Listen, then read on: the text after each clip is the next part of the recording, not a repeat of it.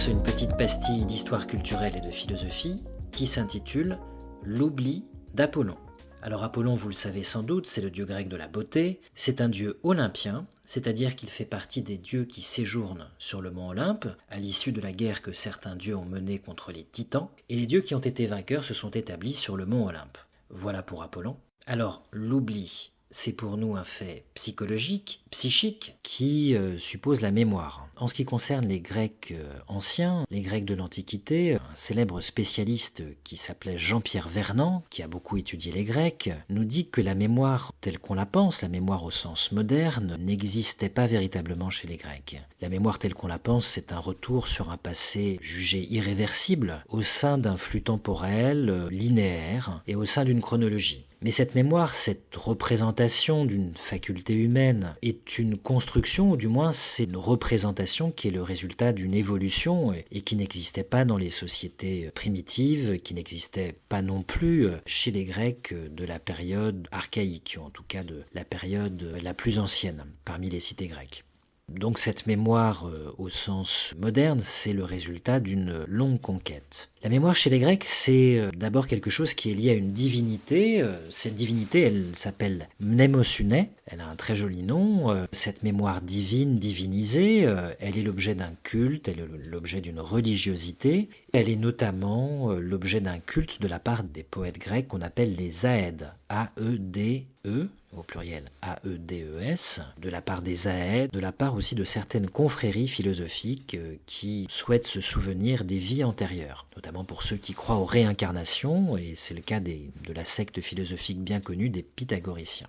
Alors, pourquoi est-ce qu'on parle de l'oubli d'Apollon ? Dans la Grèce archaïque, et pour les Grecs, il y avait un personnage qui était chargé d'être un petit peu l'archive vivante de la société pour les fonctions rituelles, pour les fonctions politiques, juridiques ou religieuses, et cette personne, on l'appelait le mnémon, M-N-E-M-O-N. Alors ce mnémon, c'était donc un personnage qui avait pour charge de se souvenir des événements, par exemple en vue d'un procès, et qui avait aussi pour but, dans la littérature, la poésie, de se souvenir d'une consigne divine dont l'oubli pouvait être puni de mort. Alors pourquoi est-ce qu'on évoque Apollon et l'oubli en rapport à Apollon ? Parce qu'en réalité, dans l'Iliade et l'Odyssée d'Homère, l'un des héros les plus connus s'appelle Achille. Et Achille, qui est un célèbre guerrier, part pour la guerre de Troie, et avant de partir, sa mère lui avait donné un serviteur justement nommé Mnémon. Il était chargé de se souvenir de quelque chose de bien précis. Il était chargé de prémunir Achille contre un accident dont un oracle l'avait prévenu.